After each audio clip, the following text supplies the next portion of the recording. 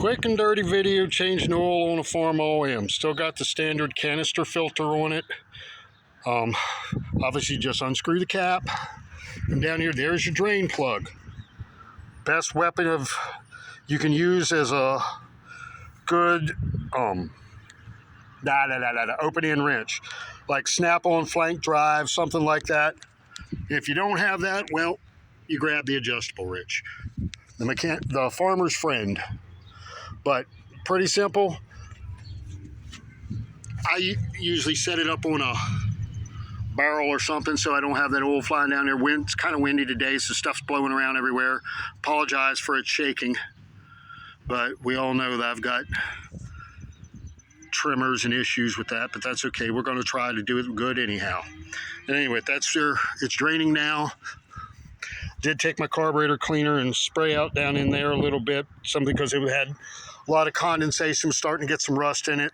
The bottom of the drain plug is dished, so always make sure you clean that out. And you usually find some pretty interesting slime in there, kind of give you an idea what's going on inside your engine. But over there's your filter. That's not hard to do. Take out right down there is a little bleed screw, drains the oil off into a little cup or something so it doesn't go all over the side of the motor. Loosen that nut up, take it off. Takes the Napa 1225 filter, or Wix, is 51225. And I'm putting Napa Gold back on it. I usually try to use a good quality filter, either Wix or Napa. They do make spin-on filter kits for them, but this is a daily.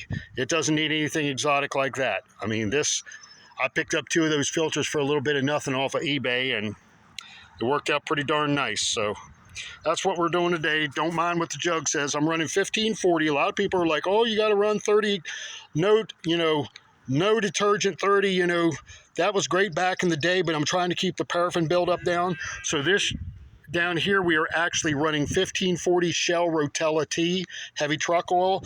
I've been doing it ever since I own this tractor. I've done numerous oil changes on it. I usually do 1 a year, whether it needs it or not.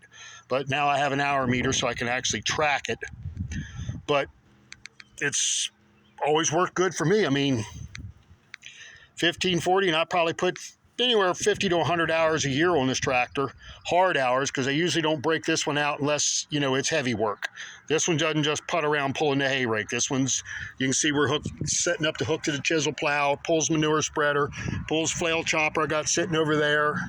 It gets into the heavy work. It's the only tractor that runs my baler, simply because that thing it'll throw I had an H hook to it years ago, and good Lord, it about threw that thing across the field every time that plunger would hit.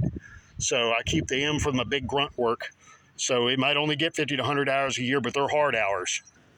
But that's what it takes. 1225 filter, a little bit of patience, a little bit of time, and she'll outlast the cockroaches for you.